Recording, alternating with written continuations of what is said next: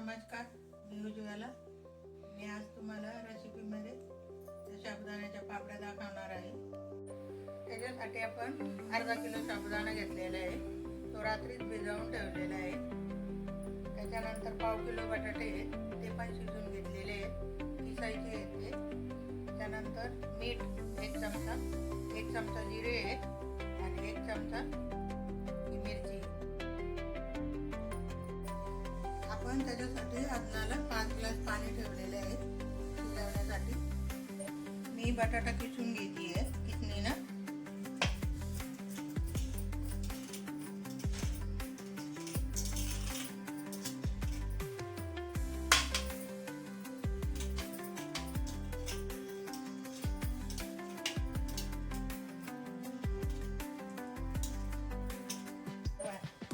किसणीनं बटाटा किसला ना त्याच्या गाठी होत नाही, चांगलं बारीक होऊन जाते आणि त्याच्यात मिक्स चांगलं होतं दोन्ही पण, त्याच्यामुळे पापड्या छान होतात। आपला बटाटा किसून झालेला आहे। आता पाणी आदण ठेवलेलं आहे मी। आदण आल्याच्या नंतर हे दोन्ही मिक्स करून त्याच्यात टाकून आदण आलेले हे टाकते आता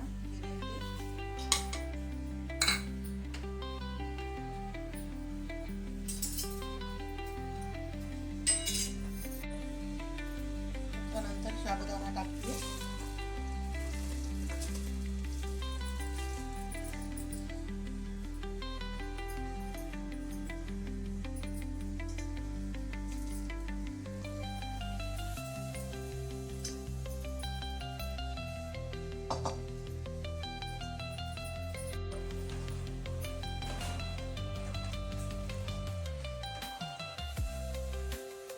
हे 10 मिनिटं शिजवून घ्यायचे, त्याच्यानंतर 5 मिनिटं थंड करायचे, नंतर टाकायचे आहेत पापड्या।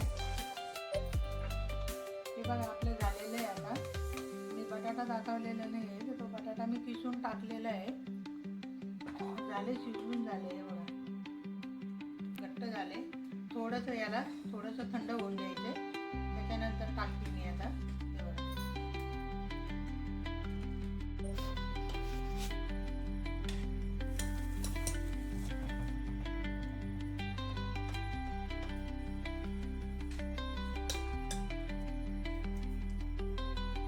आपण साबुदाणा बटाट्याच्या पापड्या केलेल्या होत्या, त्या आता वाळलेले आहे।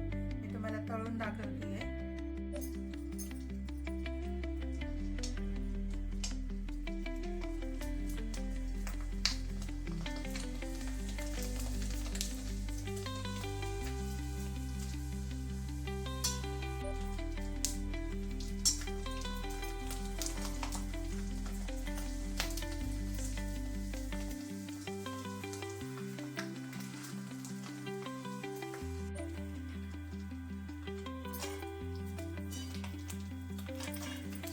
हे बघा आपल्या साबुदाण्याच्या पापड्या खूपच छान झालेल्या आहेत, फुलल्यात पण।